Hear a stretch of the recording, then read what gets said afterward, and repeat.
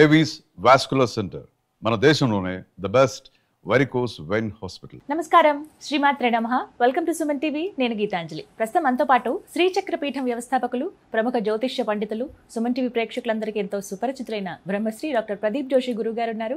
వారితో మాట్లాడి సెప్టెంబర్ 21 అమావాస్య సూర్యగ్రహణం ఉందంటున్నారండి. ఇందులో వాస్తవం ఎంత? అసలు భారతదేశంలో కనిపిస్తుందా?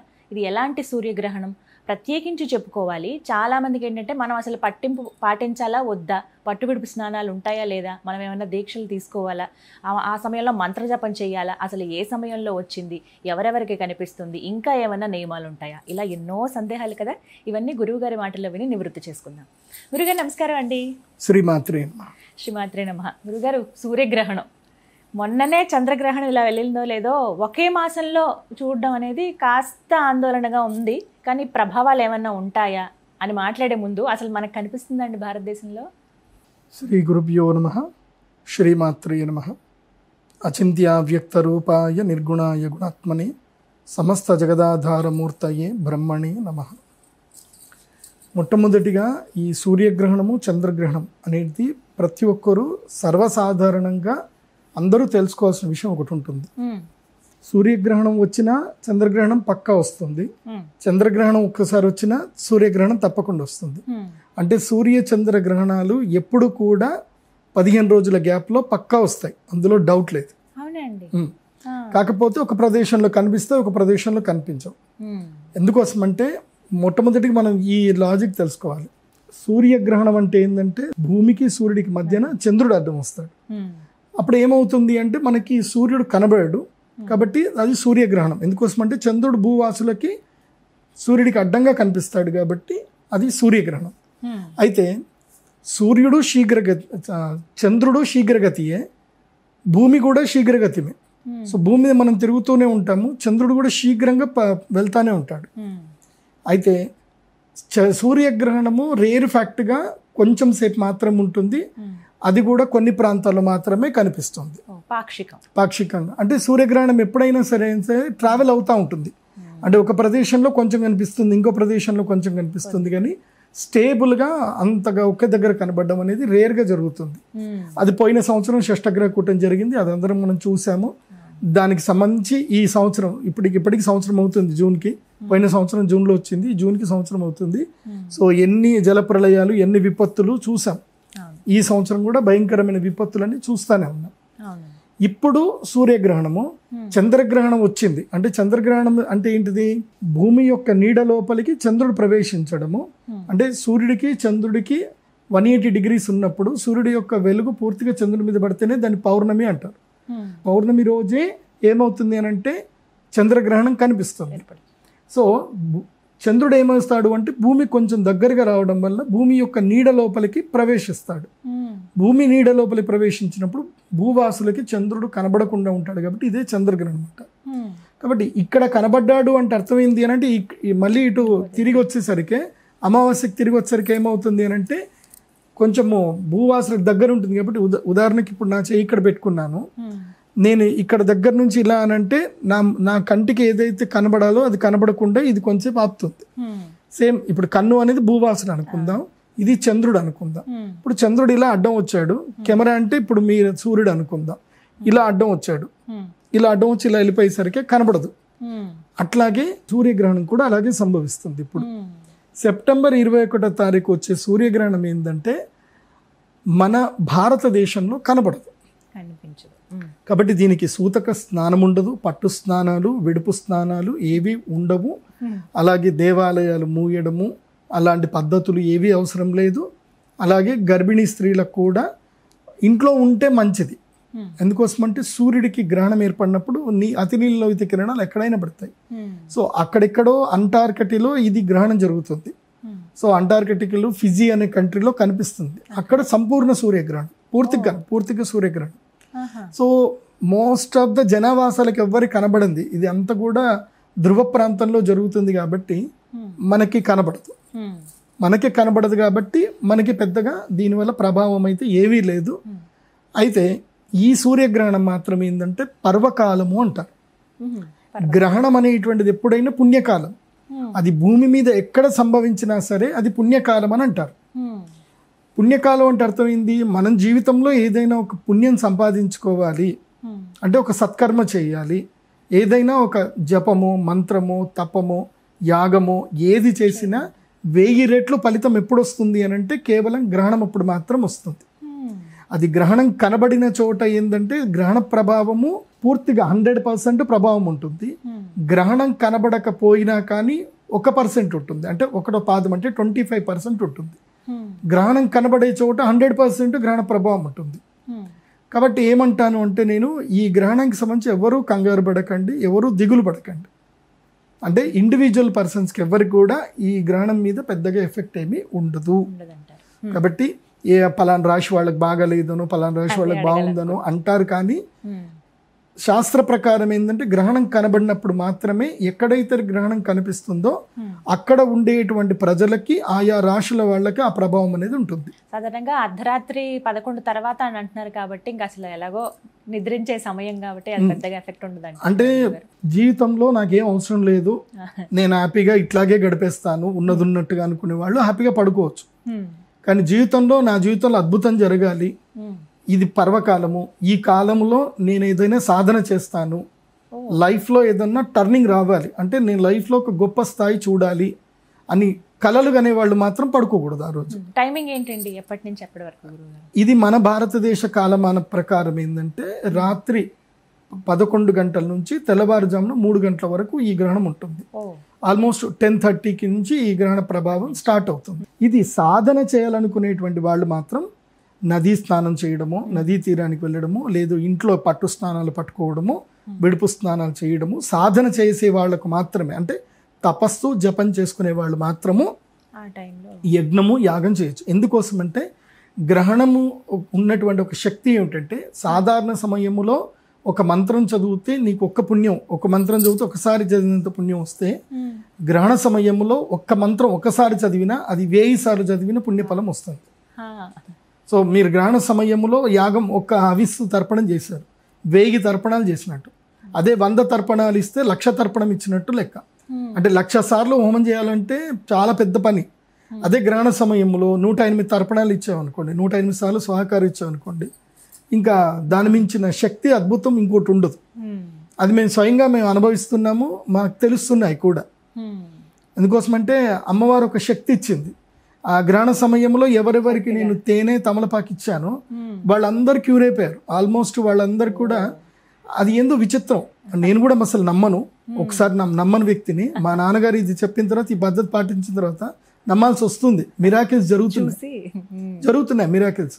నేను మెడికల్ సైన్స్ చదువుకున్నా, మెడిసిన్ వేసుకుంటే తప్ప తగ్గని రోగాలు కూడా కొన్ని. ఈ మందు ఇచ్చిన తర్వాత గ్రహణ సమయంలో అమ్మవారికి అభిషేకం చేశాం. మీకు కావాలంటే ఆ వీడియో ఇస్తాను, ఆ వీడియో కూడా అందరికీ చూపించండి. గ్రహణ సమయంలో మేము అమ్మవారికి, రాజశ్యామల అమ్మవారికి అభిషేకం చేస్తాం తేనెతోటి. ఆ గ్రహణ పర్వకాలలో అభిషేకం చేసిన తేనె తమలపాకు ఇస్తాను. ఆ తేనె తమలపాకు లవంగం ప్రసాదంగా ఇస్తాం. అది ఏంటో కానీ అది తీసుకున్న ప్రతి ఒక్కళ్ళకి అద్భుతం అయిపోతాయి. మాటలు రాని పిల్లవాడికి కూడా మాటలు రావడం స్టార్ట్ అయింది. ఆ పిల్లవాడికి మాటలు లేవు కానీ మాటలు రావడం స్టార్ట్ అయిపోయింది. పిల్లవాడు మాట్లాడుతున్నాడు, మిరాకిలే. ఇప్పుడు మొన్న ఒకళ్ళు వచ్చారు నా దగ్గరికి, ఆ పిల్లలు అంగవైకల్యంతో, వాళ్ళ పిల్లలు పుట్టిన తర్వాత వైకల్యం వచ్చింది వాళ్ళకి, కాళ్ళు చేతులు సరిగ్గా ఆడవు. సో నేను స్పర్శ చేసి చెప్పాను, మీ పిల్లలకి తప్పకుండా వస్తాయి అని చెప్పేసానంటే వాళ్ళు, నేను ఒక డాక్టర్ రిఫర్ చేశాను. వాళ్ళకి అప్పటిదాకా ఏ డాక్టర్ కూడా నో అని చెప్పిన తర్వాత, నేను చెప్పి పంపించిన తర్వాత రిపోర్ట్లు ఏం చెప్పారంటే, మీ ఆ పాపకి సర్జరీ చేస్తే తప్పకుండా మీ పాప నడుస్తుంది, డౌట్ లేదు అని క్లియర్గా చెప్పారు. నాకు పూర్తి నమ్మకం ఉంది, ఇంకొక సంవత్సరం లోపల ఆ పాప నడుస్తుంది కూడా. అట్లానే ఇంకొకటి కూడా, ఒక కేసు కూడా వచ్చింది. వాళ్ళు ఎంతో మంది న్యూరాలజిస్ట్ చూపించుకున్నారు, కింద కాలు పెట్టలేదు అమ్మాయి. కింద కాలు పెడితే నరాలు జిమ్ అంటే ఆమెకు షాక్ ఇచ్చినట్టు అవుతుంది. మొత్తం కూడా కాళ్ళ మంటలు 24/7. ఆ పాపకి ఫ్యాన్ పెట్టే ఉంచాలి. ఒంటి మీద బట్టలు వేసినా సరే పాప, మా పాపకి ఇది కాదు. ఎంత 12 ఏళ్ళ పాప, ఆమె చిన్న పాప. ఎంత నరకం అంటే వాళ్ళు ఎంతో బాధపడి నా దగ్గరికి వచ్చారు. వస్తే సరే అని వాళ్ళకి సొల్యూషన్ చెప్పాను. 6 నెలల్లో పాప పరిగెత్తడం నాకు వీడియో తీసి మరీ పంపించారు. సో కొన్ని అద్భుతాలు జరుగుతున్నాయి. గ్రహణ సమయంలో మంత్రసిద్ధి పొందినటువంటి వాళ్ళ దగ్గరికి వెళ్ళిన, రుద్రశూల స్పర్శ ఇచ్చిన అద్భుతాలు జరుగుతాయి. అందులోపల డౌట్ లేదు. కానీ మీరు నమ్మాలి, పూర్తిగా నమ్మాలి. ఎందుకోసమంటే శాస్త్రం ఏం చెప్తుంది అంటే, సంకల్ప వికల్పాత్మక మనః ఇత్యభిధీయతే అంటారు. మన మనస్సే సంకల్పము చేస్తుంది, వికల్పము చేస్తుంది. మన మనస్సులో మనం రాజమహల్లో ఉన్నట్టు ఊహించుకోవచ్చు, మన మనస్సులో మనం ఎక్కడో కింద పడిపోతున్నట్టు కూడా ఊహించుకోవచ్చు. మనస్సుకి ఏదన్నా సరే సాధ్యం. కాకపోతే ఏంటంటే ఆ మనస్సుని మీరు ప్రిపేర్ చేయాలి. ఈ గ్రహణ సమయంలో ఆ మనస్సంకల్పానికి అమ్మవారికి మీరు ఆ మనస్సుని కనుక సమర్పణ చేసి అనుష్ఠానం చేసుకోగలిగితే గ్రహణం అనేది లక్టాయి. అది కనబడుతుందా కనబడదా మనకు అనవసరం. ఎలాంటి మంత్రం జపించాలండి? ఖచ్చితంగా గురుముఖంగా తీసుకోవాలా మంత్రం? గురుముఖంగా తీసుకోవాలి. ఇప్పుడు నా దగ్గరికి వచ్చారు మొన్న, వచ్చిన వాళ్ళందరికీ త్రక్షరి మంత్రం ఇచ్చాను. గురువు ఎలాంటి మంత్ర ఉపదేశం చేయాలంటే ఆ మంత్రం వల్ల వాళ్ళకి తెలిసి తెలియక వాళ్ళకు లేదు అనుకున్నా కానీ వాళ్ళకి నష్టం కలుగుతుంది. ఆ మంత్రం ఎలా ఉండాలంటే పూలబంతిలాగా ఉండాలి. ఇప్పుడు పూలబంతితో గట్టిగా విసిరినా పెద్దగా దెబ్బ తాకదు అన్నట్టుగా ఉండాలి.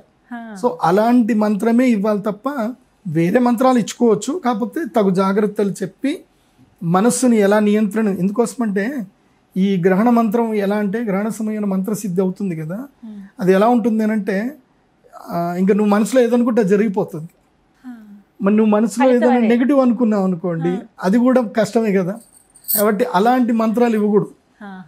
అలాంటి మంత్రాలు తీసుకునేటప్పుడు వాళ్ళకి ఒక 3-4 నెలల నుంచి గురువు వాళ్ళని పరీక్ష చేసి వాళ్ళకి సాధనా క్రమంలో ఉంచి మనస్సుని ఎలా అదుపులో పెట్టుకోవాలి, నెగిటివ్ థింకింగ్ ఎలా చేయకూడదని ట్రైన్ చేసి ఆ తర్వాత మంత్రోపదేశం చేయాలి.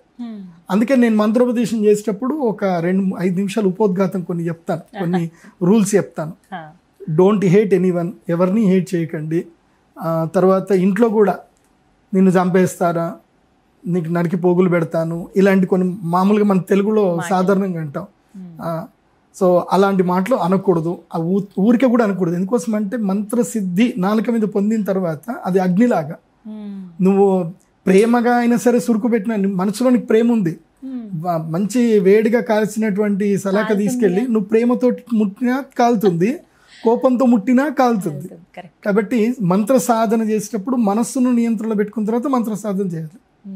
అలా మంత్ర సాధన చేస్తే ఈ గ్రహణం చాలా అద్భుతమైన సమయం. అందుకే మా శ్రీచక్ర పీఠంలో ఈ గ్రహణ సమయంలో ఈసారి మేము స్పెసిఫిక్గా నేనేం చేస్తున్నానంటే, ఇది ఉత్తరా ఫల్గుణ నక్షత్రంలో వస్తుంది. ఇది ఈ గ్రహణం సూర్యుడి యొక్క నక్షత్రంలోనే వస్తుంది. సూర్యుడి నక్షత్రంలో గ్రహణం సంభవించేటప్పుడు ఏంటంటే ఇది కొంతమందికి మాత్రమే బెనిఫిటెడ్ ఉంటుంది. ఉత్తరా ఫల్గుణ నక్షత్రం సూర్యుడి నక్షత్రమే, అధిష్టాన దేవత సూర్యుడే. తన నక్షత్రంలోనే గ్రహణం జరుగుతుంది కాబట్టి ఎవరైతే ఈ గ్రహణ సమయంలో సూర్యుడికి గాయత్రి మంత్రముతో హవిస్సు నివేదన చేస్తారో వాళ్ళకి రాజయోగ సిద్ధి కలుగుతుంది. సో ఎవరెవరు ఈ గ్రహణ సమయంలో రావాలంటే, ఒకటి ఆత్మజ్ఞానం కావాలి, మోక్షం రావాలి అనుకునేటువంటి వాళ్ళు.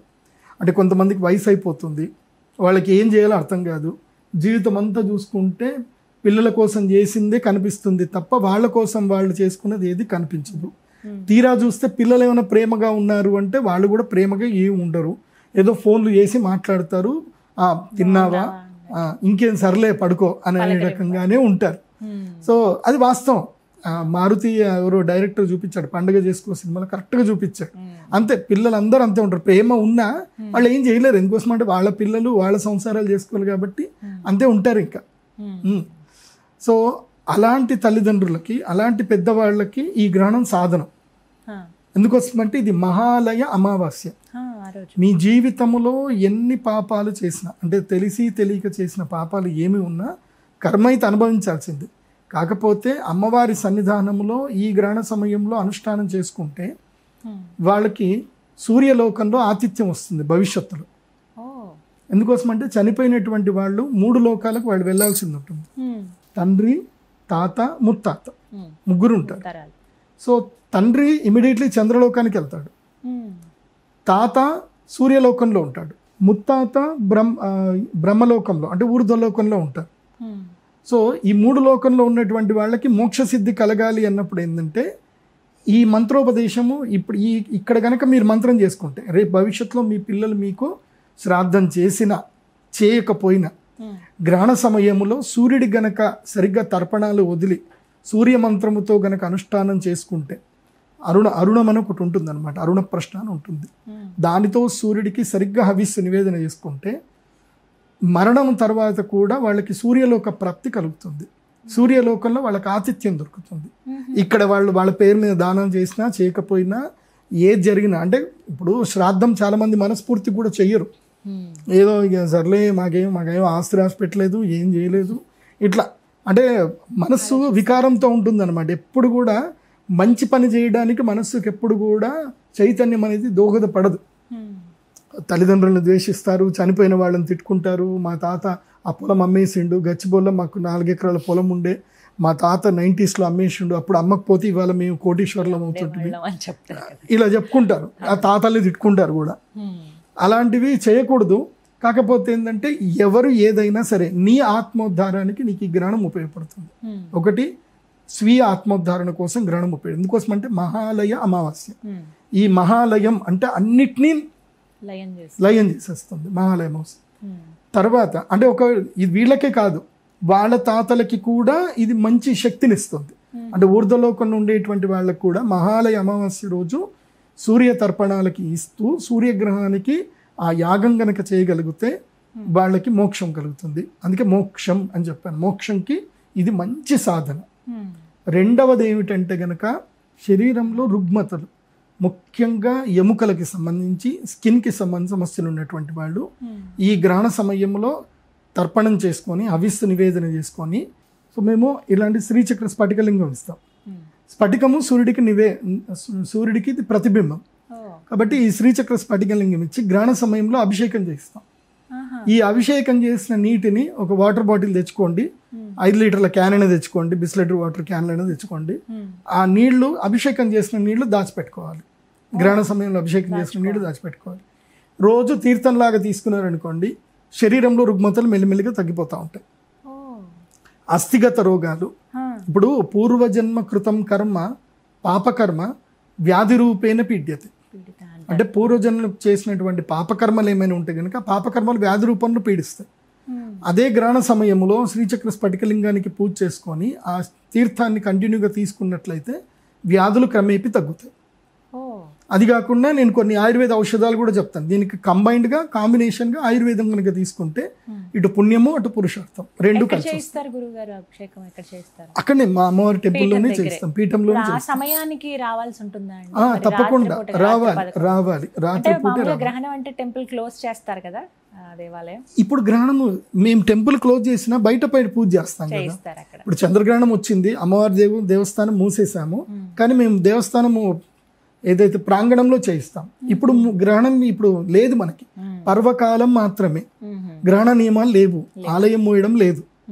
కాబట్టి అక్కడికి వచ్చి చక్కగా ఇది ఇస్తాం, దీనికి పూజ చేసుకోవాలి.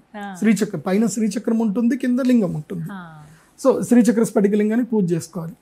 తర్వాత అమ్మవారికి మధు అభిషేకం ఉంటుంది, అభిషేకం చేసింది అది ఇస్తాం. అది కూడా తిన్న అస్థిగత దోషాలు అంటే ఎముకలలో ఉన్నటువంటి అస్థిగత దోషాలన్నీ కూడా పోతాయి ఈ గ్రహణ సమయంలో. అది రెండవది. మూడవది ఏమిటంటే కనుక ముఖ్యంగా ఈ పితృదోషాలు ఉంటాయి. చాలా మందికి పిల్లలు పుట్టరు, వాళ్ళకి చాలా ఇబ్బందులు ఉంటాయి. వాళ్ళకి కూడా ఈ గ్రహణ సమయంలో తర్పణం చేసుకోవడము పూజ చేసుకోవడం వల్ల వాళ్ళకు కూడా పితృదోషాలు దూరం అవుతాయి. సో ఈ గ్రహణం వల్ల ఈ 3 బెనిఫిట్లు ఉంటాయి. నేను రాజయోగం చెప్పట్లా, ఇంకా రాజయోగం చెప్పలే. రాజయోగం ఒక్కళ్ళకే వర్తిస్తుంది. అది ఎవరికంటే ఎవరైతే ఆల్రెడీ రాజకీయాల్లో ఉండి మళ్ళీ పదవికాంక్ష ఉంది, పదవి పొందాలనుకునేటువంటి వాళ్ళు మాత్రం ఈ గ్రహణ సమయంలో అరుణ తంత్ర యాగం చేయించుకుంటే గనక వాళ్ళకి సిద్ధి కలిగే అవకాశం ఉంటుంది, రాజయోగ సిద్ధి కలిగే అవకాశం ఉంటుంది వాళ్ళకి మాత్రం.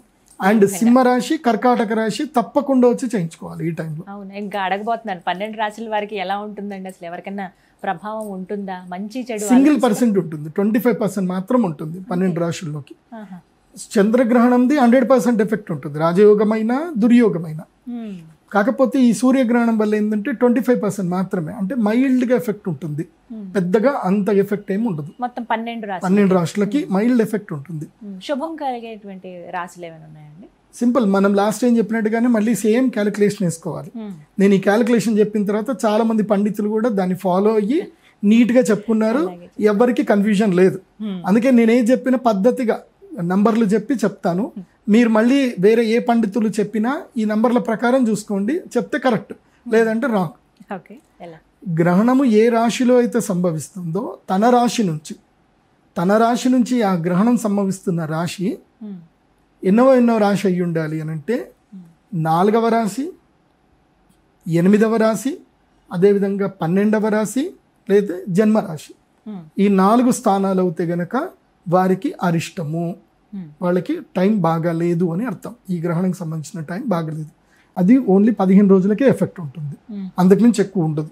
ఇప్పుడు ఏ రాశిలో ఏర్పడుతుందండి? ఇప్పుడు సింహరాశిలో గ్రహణం జరుగుతుంది, అంటే జన్మరాశి, అంటే తన రాశిలో జరుగుతుంది కాబట్టి సింహరాశి వారికి గ్రహణము అరిష్టము. వీళ్ళు యాగం చేయించుకుంటే మంచిది. సింహరాశి ఎవరికి ద్వాదశ రాశి అవుతుంది అని అంటే కన్యా రాశి వాళ్ళకి అది ద్వాదశ రాశి అవుతుంది. సో కన్యా రాశి నుంచి లెక్క పెట్టుకుంటే వాళ్ళకి అది 12వ రాశి అవుతుంది, వెనక రాశి అవుతుంది. కాబట్టి కన్యా రాశి వారికి ఇది మంచిది కాదు. కన్యా రాశి వారికి అనారోగ్యము, తర్వాత ఖర్చులు అధికమవుతాయి. సో కన్యా రాశి వాళ్ళు జాగ్రత్తగా ఉండాలి. శుభకార్యాలు కూడా చేసే అవకాశాలు కూడా వస్తాయి కన్యా రాశి వాళ్ళకి. సింహరాశి వారికి ఏంటంటే అనారోగ్యము, మానహాని, అంటే అవమానాలు ఎక్కువ ఎదురవ్వడము, రూమర్స్కి గురవ్వడము, మానసిక వేదన సింహరాశి వారికి అయ్యే అవకాశాలు ఉంటాయి. 8వ రాశి వారికి అంటే మకర రాశి వాళ్ళకి సింహరాశి 8వ రాశి అవుతుంది. సో 8వ రాశి మకర రాశి అవుతుంది కాబట్టి మకర రాశి వాళ్ళకి ఏంటంటే ఇది ఆరోగ్య భంగము, దెబ్బలు తాకడము, చిన్నగా యాక్సిడెంట్లు అవ్వడము, లేకపోతే బాత్రూంలో జార్లు పడ్డోలో ఏదో ఒకటి ఒంటికి దెబ్బలు తగులుతాయి. కాబట్టి గాయాలు తగలకుండా జాగ్రత్తగా ఉండాలి. ఎవరు? మకర రాశి వాళ్ళు జాగ్రత్తగా ఉండాలి. తర్వాత 4వ రాశి, ఏ రాశి నుంచి 4వ రాశి అవుతుందంటే వృషభ రాశి. వృషభము, మిథునము, కర్క, సింహ. సో వృషభ రాశి నుంచి ఇది 4వ రాశి అవుతుంది కాబట్టి సుఖస్థానం. వృషభ రాశి వాళ్ళకి ఇది ప్లస్ మైనస్ 2 ఉంటాయి. ప్లస్ ఏంటంటే జీవితంలో ఇక్కడ ఈ ఇంట్లో ఉంటున్నాను, ఇక్కడ ఉంటున్నాను, ఈ ఊరిలో ఉంటున్నాను, నాకు కలిసి రావట్లేదు, నేను ఇంకా మారాలి అనుకుంటే ఇప్పుడు మారవచ్చు. ఈ నవరాత్రుల్లో మారిపోవాలి. మారితే ఈ ఎట్లాగో గ్రహణ సమయం ఏం చేస్తుందంటే గృహత్యాగం చేయిస్తుంది. అంటే గృహత్యాగము, గృహ రుణము, మాతృ వియోగము, లేదంటే మాతృకి ఆరోగ్య నష్టము, లేదంటే వాహనాలు కోల్పోవడం, ఇవన్నీ కూడా జరుగుతాయి. సో ఇది వెహికల్ అమ్ముకోవాలన్నా అమ్ముకోవచ్చు, ఇల్లు అమ్ముకోవాలన్నా అమ్ముకోవచ్చు. సో ఏమైనా తెగదెంపులు చేసుకోవాలన్నా తెగదెంపులు చేసుకోవచ్చు. ఈ కలికాలం కదా, అది అంతే. కాబట్టి ఇల్లు మారాలి అన్నా, ఊరు మారాలి అన్నా వృషభ రాశి వాళ్ళకి ఇది మంచి టైం. ఎందుకోసం అంటే వృషభ రాశి వాళ్ళకి ఇప్పుడు ద్వితీయ స్థానంలో ఎవరు గురుగ్రహం ఉన్నాడు కాబట్టి వీళ్ళకి రాజయోగం ఉంటుంది. కానీ రాజయోగం ఉన్నా కానీ ఏం రాజయోగం, గురుగారు చెప్తున్నారు వృషభ రాశికి ఏం పెద్ద తేడా ఏం కనిపిస్తలేదు అని అంటారు. నేనేం చెప్తా అంటే స్థాన మార్పు చేయాలి. ఇప్పుడు మొన్న ఏం జరిగింది, ఒక క్లయింట్ వచ్చాను నా దగ్గరికి. ఇది చిక్బళ్ళాపూర్ అని ఇది ఉంటుంది మనకి బెంగళూరు దగ్గర. అక్కడ నుంచి ఒక పిల్లాడు వచ్చాడు. ఆ పిల్లాడు ఏంటంటే ఒక రియల్ ఎస్టేట్ కంపెనీలో ఇదేంది వెంచర్లు వేయడము, ఇంజనీర్గా పనిచేస్తాడనమాట. అతనికి శాలరీ వచ్చేసి 70,000 శాలరీ. నేనేం చెప్పాను, సింహరాశి మీకు నచ్చకపోతే సింహరాశి వాళ్ళు ఈ సంవత్సరము ఉద్యోగం మానేయండి అని చెప్పా. మనం డిస్కస్ చేసేటప్పుడు రాశి పిల్లలు. ఆ పిల్లాడు మాత్రం నన్ను సీరియస్గా ఫాలో అవుతాడు. గట్టిగా ఫాలో అయిపోయి ద నెక్స్ట్ డే పోయి రిజిగ్నేషన్ ఇచ్చేసాడు. ఇచ్చేసి వాళ్ళ ఓనర్కి చెప్పాడు, లేదండి నేను జాబ్ మానేస్తున్నా. అంటే అదేందయ్యా మంచి శాలరీ ఎందుకు మానేస్తున్నట్టు మా గురించి చెప్పారు, నేను మానేస్తున్నాను చెప్పేసి అని మానేసి వెళ్ళిపోయాడు. బిజినెస్ చేసుకోమనంటే కంపెనీ పెట్టుకున్నాడు, ఇంకా ఓన్ కన్సల్టేషన్ ఒకటి ఫర్మ్ రిజిస్ట్రేషన్ చేసుకున్నాడు, ఇంకా బిజినెస్ స్టార్ట్ చేసుకున్నాడు అంతే. మళ్ళీ అదే ఓనర్ పిలిపించాడు. ఓనర్ పిలిపించి, సరే నువ్వు శాలరీ చేయకుండా పర్వాలేదు, నీకేం కావాలి, నీకు కావాలంటే ఇంకా నీకు 150,000 శాలరీ ఇస్తాను, డబుల్ శాలరీ ఇస్తాను, చెయ్యు అని. లేదు సార్ మా గురువు చెప్పాడు నేను జాబ్ చేయనని చెప్పి ఇదే పట్టుకున్నాడు ఆయన. మా గురువు చెప్పాడు నేను జాబ్ చేయనని. సరే ఏంది అంటే నాకే కాంట్రాక్ట్ ఇచ్చేయండి, నేను కంపెనీ పెట్టుకున్నాను, నేను ఏదైతే అది కొటేషన్ ఇస్తాను దానికి తగ్గట్టుగా నాకు కాంట్రాక్ట్ ఇచ్చేయండి అని అంటే వాడు అన్నాడు, నాకు కాంట్రాక్ట్ కాదు కానీ నీకు స్క్వేర్ యార్డ్కి ఇంత, కర్ణాటకలో స్క్వేర్ ఫీట్లో సేల్ చేస్తాను, స్క్వేర్ ఫీట్ ఇంత ఇస్తాను, నీకు ఇన్ని స్క్వేర్ ఫీట్ ఇచ్చేస్తాను, నువ్వు చేసుకో అని చెప్పేసి అన్నాడు. సరే అని స్క్వేర్ ఫీట్లు తీసుకున్నాడు.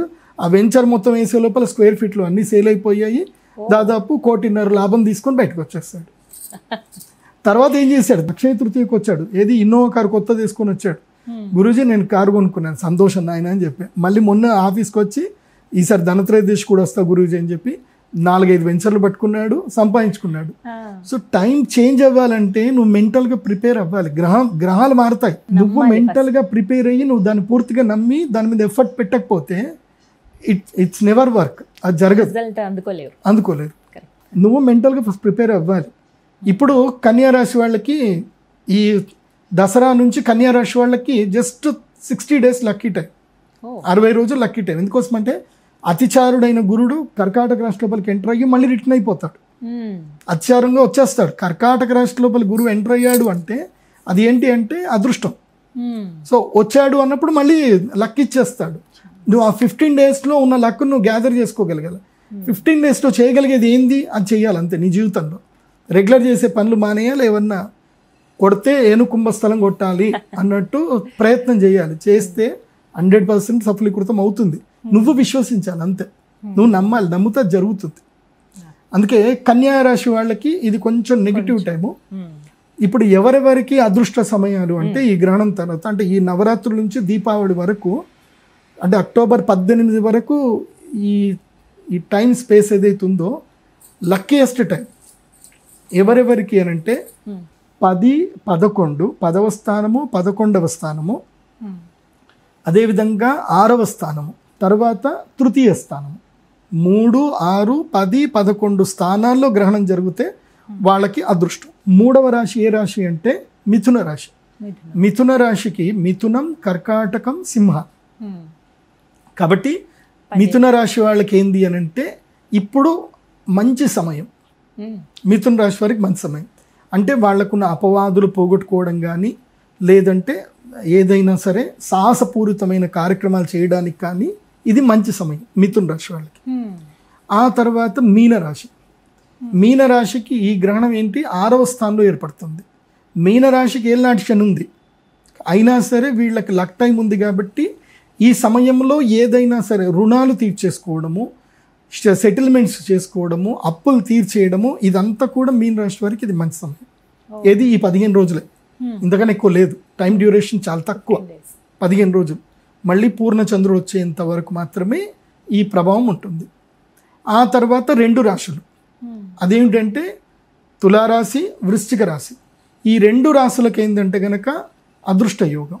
విదేశాలకు వెళ్ళాలన్నా, ఉద్యోగంలో మార్పు తెచ్చుకోవాలన్నా, వ్యాపారం చేయాలి అన్నా వీళ్ళకి లక్ టైం. అందులోపల తులారాశి వాళ్ళకైతే అద్భుతమైన టైం ఇది. ఎందుకోసమంటే వీళ్ళకి 9వ ఇంట్లో గురువు ఉన్నాడు, ఈ గ్రహణం వీళ్ళకి ఇంకా కలిసి వస్తుంది. కాబట్టి తులారాశి వాళ్ళకి పట్టిందల్లా బంగారంగా ఉంటుంది ఈ నెల రోజుల పాటు. ఇది అక్టోబర్ 18 వరకు, సెప్టెంబర్ 21 నుంచి అక్టోబర్ 18, 22 అనుకోండి, దీపావళి వరకు. ఈ నెల రోజుల డ్యూరేషన్ మాత్రం సూపర్గా ఉంటుంది. మిగతా రాశులు అయితే సాధారణంగా normal, not good not bad. ఇది కుంభరాశి, అదేవిధంగా కర్కాటక రాశి, తర్వాత ధనుస్సు రాశి. సో ఈ రాశి వాళ్ళకి ఏంటంటే నాట్ గుడ్ నాట్ బ్యాడ్. మేషరాశి కూడా సింపుల్గా ఉంటుంది. ఈ విధంగా ఉండబోతుంది అప్పుడు గ్రహణం. ఒక నెల రోజులు 15 రోజుల వరకు ఆ ప్రభావం ఉంటుందండి గ్రహణం నుంచి చూసుకుంటే కనుక. 15 days జాగ్రత్తగా ఉండవలసిన వారు జాగ్రత్తగా ఉండాలి. అదృష్టం వస్తుందన్న వాళ్ళు అది అందుకునే ప్రయత్నం అయితే చేయాలని అంటారు. అయితే ఈ విశేషంగా ఈ యాగాలు, ఈ అభిషేకాలు అయితే జరుగుతున్నాయి పీఠంలో అయితే ప్రతి అమావాస్యకి మా పీఠంలో. ఇంకోటి ఏంటంటే శత్రుబాధ. చాలా మందికి ఏంటంటే జీవితంలో శత్రుబాధ, రుణబాధ, మనిషిని కింద పడేసేది అదే. ఎందుకోసమంటే మనం మంచిగానే ఉంటాం, ఎవడో వచ్చి మోసం చేస్తాడు. జీవితంలో పడిపోయేది మోసం వల్ల మాత్రమే పడిపోతాం, లేదా రుణం వల్ల పడిపోతాం. 3 రూపాయల వడ్డీకి, 5 రూపాయల వడ్డీకి తీసుకుంటాం. లేదంటే ఎవడో కూడా వస్తాడు, అగ్రిమెంట్ చేసుకుంటాడు, మన ల్యాండ్ అమ్మనివ్వడు, వాడు కొనుక్కోడు, కోర్టులో కేసు వేస్తాడు. ఇట్లా చాలా మందికి చాలా ఇబ్బందులు. ఏ ఇబ్బంది ఉన్నా మా శ్రీచక్ర పీఠానికి వచ్చి అమావాస్య రోజున బగళాముఖి చేసుకోండి. ఇప్పుడు ఈ అమావాస్య ఏంటంటే బగళాముఖి సమేతంగా సూర్యయాగం కాబట్టి ఈ సమయం చాలా పర్ఫెక్ట్ సమయం ఇది. కాకపోతే మీరు వస్తే మీకు ఒక లాకెట్ ఇస్తాం, రావుకేతు లాకెట్ ఇస్తాము. అమ్మవారిది యాగం చేసుకోండి. జస్ట్ 18,000 ఉంటుంది. ఇంక ఎక్కువ లేదు తక్కువ లేదు, ఓన్లీ 18,000. ఎంతమంది వచ్చినా యాగం ఉంటుంది, రాత్రిపూట యాగం ఉంటుంది. యాగం చేసుకొని తెల్లారితే మళ్ళీ దేవి నవరాత్రులు ప్రారంభమవుతాయి. చక్కగా గంగా నది స్నానం చేసి సరస్వతి అమ్మవారి దర్శనం చేసుకొని మీ జీవితంలో కావాల్సిన పనులు మీరు వెళ్ళిపోండి, బాగుంటుంది. కాబట్టి శ్రీచక్ర పీఠంలో మాత్రమే ఈ యాగం జరుగుతుంది, వేరే ఎక్కడ కూడా జరగదు. వచ్చిన ప్రతి ఒక్కరికి ఏంటంటే ఈ శ్రీచక్ర స్ఫటికలింగము, రావుకేతు లాకెటు, అదేవిధంగా అమ్మవారి యొక్క శ్రీచక్రం బిళ్ళ, ఇవి అందరికీ కానుకగా ఇవ్వడం జరుగుతుంది. అవి తీసుకొని మీరు మీ అనుష్ఠానాలు చేసుకుంటే జీవితంలో బాగుపడతారు. అది ఎప్పుడైనా సరే అనుష్ఠానం చేసుకునేటప్పుడు వాటితోనే చేసుకోవాలి. గ్రహణ సమయంలో గురువు దగ్గర నుంచి ఉపదేశం తీసుకున్నా, గురువు నుంచి ఏ మంత్రం తీసుకున్నా అది తప్పకుండా సత్ఫలితాన్ని ఇస్తుంది. మొన్న అందరికీ త్రక్షరి మంత్రం ఇచ్చాను. నెక్స్ట్ ఇయర్ వాళ్ళందరూ గుడ్ న్యూస్ తోటి వస్తారు. నెక్స్ట్ ఇయర్ ధనత్రయోదశి కనుక వాళ్ళందరూ వస్తారు హ్యాపీగా. ఈసారి ధనత్రయోదశికి కూడా వస్తారు చాలా మంది. ఈసారి ధనత్రయోదశికి 150 మందికి అవకాశం ఇస్తున్నాం. 150 మంది వస్తారు ఎక్స్ట్రా ఈసారి ఇచ్చాం. కానీ అదృష్టమేనండి ఈ సమయంలో తీసుకోవడం అనేది. అందులో ఆదివారం సెలవు రోజు కాబట్టి ఆసక్తి ఉన్న వాళ్ళందరూ, సమయం ఉంది అన్న వాళ్ళు కుదుర్చుకుని మరీ వచ్చి ఆ రోజున శ్రీచక్రపీఠాన్ని సందర్శించండి. గురువుగారు చేయించేటువంటి పూజా కార్యక్రమాల్లో పాల్గొనండి. ధన్యవాదాలు గురుగారు. శ్రీమాత్రే.